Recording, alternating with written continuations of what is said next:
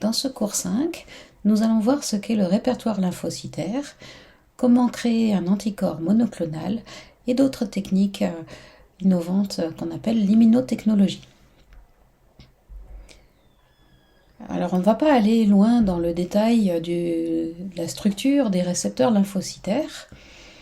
Et cette diapo et d'illustration vous montre simplement la complexité du récepteur du lymphocyte T.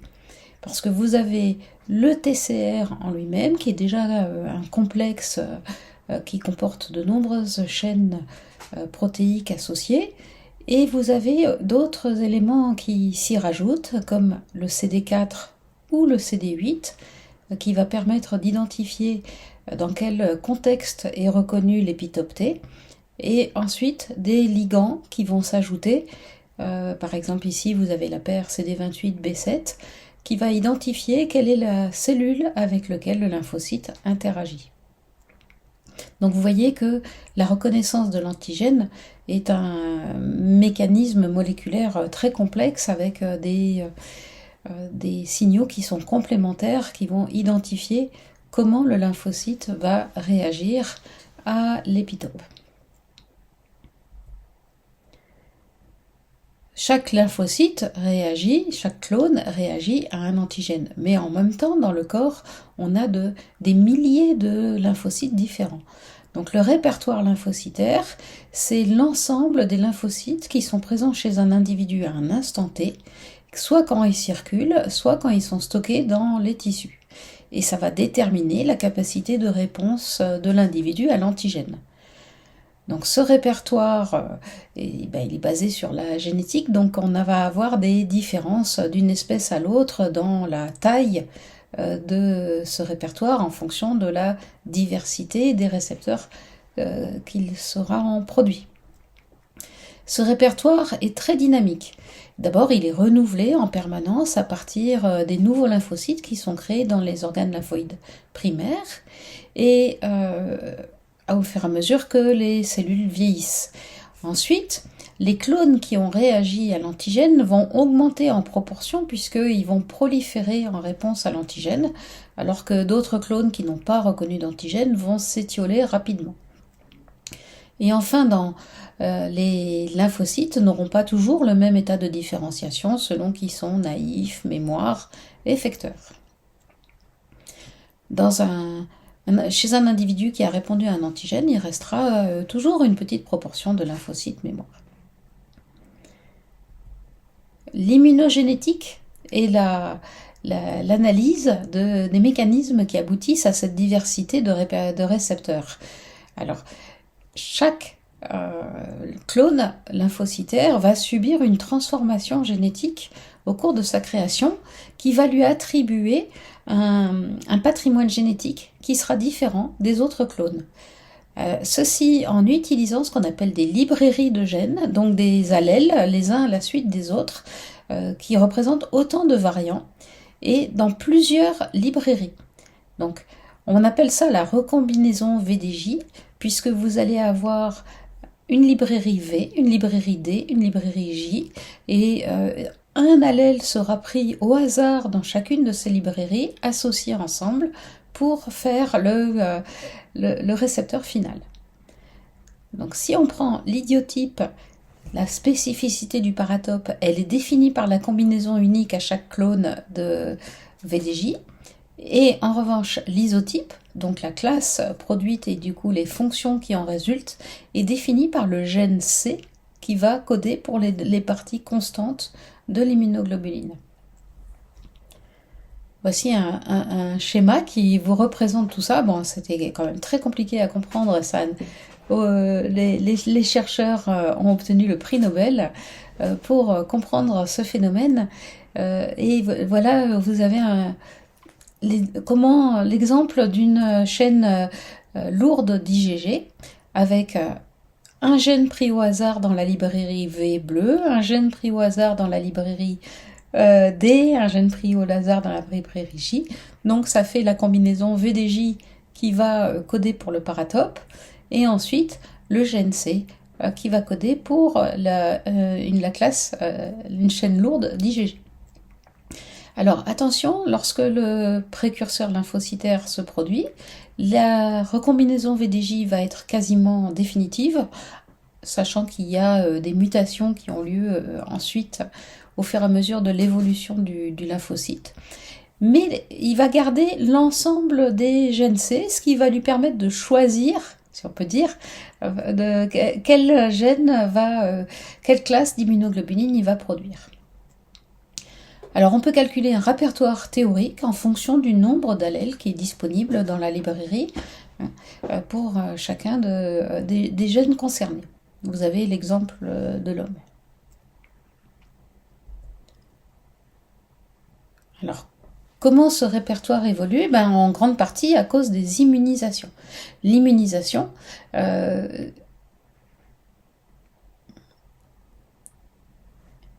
passons maintenant à l'immunotechnologie avec le premier principe, très historique, puisque ça fait plusieurs siècles maintenant qu'on fait des immunisations dans le cadre de la vaccination.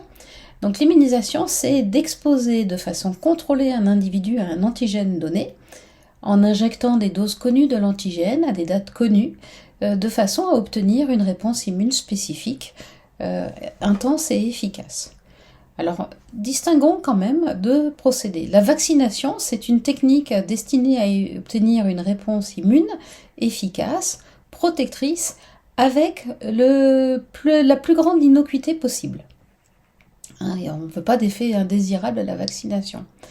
Alors c'est surtout utilisé pour les agents infectieux, mais il y a d'autres applications possibles.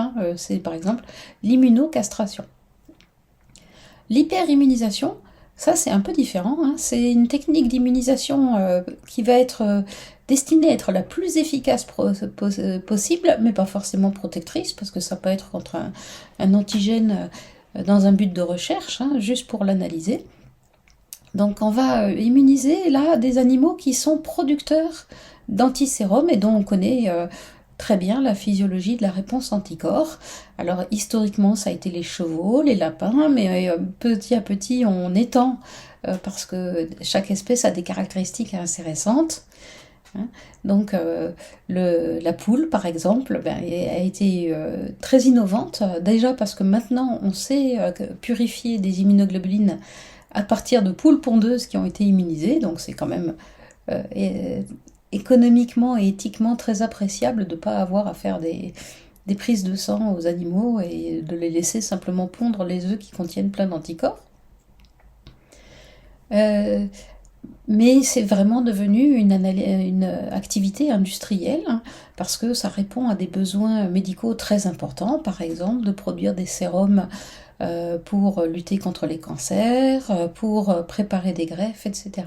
Donc vous avez un monde entre le chercheur qui immunise un lapin avec un antigène pour de la recherche et le laboratoire de fabrication de médicaments qui va avoir là des conditions drastiques de stérilité avec des lapins qui sont produits exprès dans des élevages spécialisés pour avoir des anticorps obtenus dans les conditions les plus fiables d'un point de vue sanitaire. Alors, depuis peu, on est aussi capable de produire des anticorps entièrement in vitro, sans faire appel aux animaux, mais c'est pas avec des rendements aussi efficaces pour l'instant. Donc, après une immunisation, on obtient chez l'individu immunisé un antisérum qui contient une très grande proportion d'anticorps contre l'antigène qu'on a utilisé. Alors, attention cependant que c'est pas très défini, puisque ça va dépendre du répertoire qu'avait l'animal à ce moment-là pour produire une réponse polyclonale qui évolue dans le temps et dont une grande part est laissée au hasard de ce qu'il avait comme lymphocyte. Donc c'est un mélange complexe.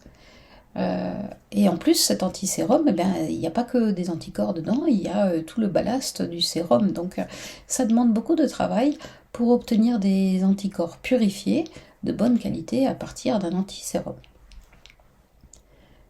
Mais ça a été la base pendant longtemps de la sérothérapie, avec des succès médicaux considérables.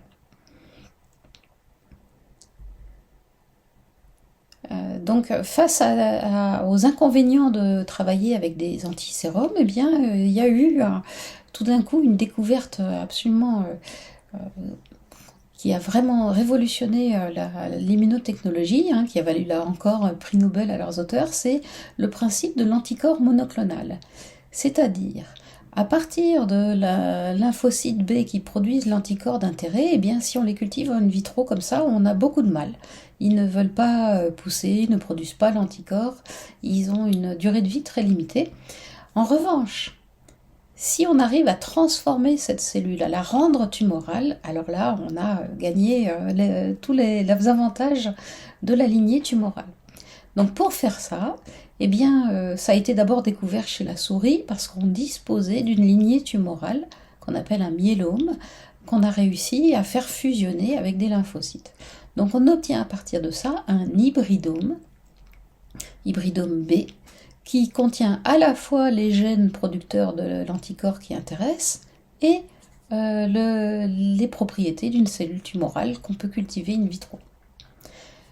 Alors évidemment, la qualité de l'anticorps qu'on obtient dépend de la chance qu'on a eue de sélectionner le bon clone avec la bonne spécificité qui reconnaît bien l'épitope dont on a besoin avec un très bon pouvoir discriminant et une très forte affinité.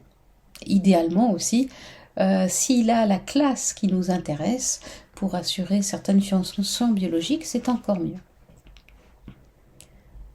Donc le principe de création, alors je vous décris le principe initial parce que maintenant il y en a énormément de variantes. Ça a été chez la souris. On utilise une toute petite quantité d'antigènes par rapport à ce qu'il faudrait pour immuniser un cheval par exemple. Et à cette souris, au pic de sa réponse anticorps, on va dire merci à la souris, euthanasier la souris, récupérer sa rate et donc les lymphocytes, les plasmocytes et lymphocytes B qui sont dedans. On les fait fusionner avec les cellules tumorales et ensuite on les cultive. Alors, astuce supplémentaire, on a utilisé pour ça des cellules de myélome qui avaient un déficit enzymatique, donc elles ne sont pas capables de pousser dans le milieu appauvri qu'on va utiliser. En revanche, les lymphocytes B ont l'enzyme en question, HGPRT, donc eux peuvent pousser, mais ils ont une durée de vie limitée. Donc il n'y a que les hybridomes qui ont une durée de vie longue et l'enzyme HGPRT qui vont pouvoir survivre dans ce milieu. Donc on les cultive et il y a une étape qui est assez fastidieuse, c'est qu'il faut les prendre un par un, les cloner, faire des dilutions pour obtenir que chaque hybridome pousse indépendamment, parce qu'il va y avoir dans cette culture initiale à la fois des lymphocytes spécifiques de l'antigène qu'on veut, mais aussi d'autres lymphocytes qui ne nous intéressent pas du tout. Donc il va falloir choisir quel clone garder, parce qu'ils produisent un anticorps monoclonal qui nous intéresse.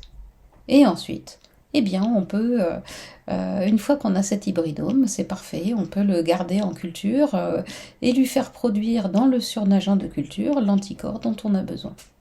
Alors c'est un travail un peu fastidieux au départ, 4 à 6 mois de travail, mais ça se fait sous forme de prestation et on trouve sur internet des catalogues de tous les anticorps disponibles pour la recherche et les applications médicales.